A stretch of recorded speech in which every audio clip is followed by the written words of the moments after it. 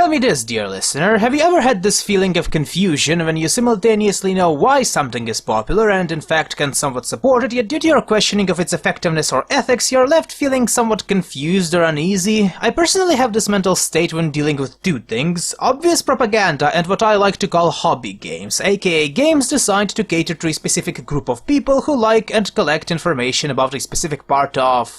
well, anything, really. My problems with propaganda, even if it's something that should not be taken seriously in any way, is that I can't help but think it's aggressively trying to enforce its own personal opinions on me, something I rarely enjoy, provided I even acknowledge it. And with hobby games, I can't shake the feeling that it's exploring the same pleasure centers gambling exploits, and while I'm not against gambling, I'm against me being anywhere near it. Consider it to be my paranoia talking. And the reason why I'm talking about this is because this certain anime is quite literally an advertisement to a hobby game. Senjooshi is a mobile game similar to Kantai Collection and its ilk, about you collecting and fighting with pre-cartridge rifles who look like humans of ambiguous sex, possibly men. I have never played this game. All of my knowledge of it comes from me watching 2 episodes of the anime and then asking my employers to Google search, but still this made me a bit wary, since I for one am fond of these rifles, so I can easily see me spending a lot of hours in this game, provided I had a working smartphone. Or hands, for that matter. So the show's plot is pretty easy to understand. After World War III, a big, nasty world empire arose that banned all weapons and is oppressing people with something so terrible that we never see or really feel it throughout anime's entirety. Our heroes are musketeers fighting for resistance, wanting to topple the evil empire, even though I literally see nothing bad this empire done in particular. I mean, if taxes, supply regulation, and weapon ban in a post-nuclear war world is a bad thing to you, then yeah, they're bad, but by that logic, literally all current world superpowers right now must have at least one militarized resistance network that goes blowing up shit and terrorizing civilians. But I digress. Each episode is dedicated to a new team of weapons and their overall shenanigans. Shenanigans are pretty much the same throughout the anime. What differs is the characters' interactions and their hit and miss. Some I liked, some bored me to tears, while the rest were just... meh. It genuinely feels as if they tried to put in this bad boy as much advertisement of the game as possible, which resulted in every episode literally feeling like something that should happen in the middle of the season after we know the characters, not just shit it out in one episode and forgotten about. Predictability is the second greatest sin of this anime, especially in battle scenes that can be pretty much described as them going into a magical girl transformation sequence and killing everything with muskets they stole from Puella Madoka. And the biggest sin of this anime is its production values. While the opening music, some characters, songs, and backgrounds are not bad, the graphics ranges from meh to a significant drop in quality, and by that I mean significant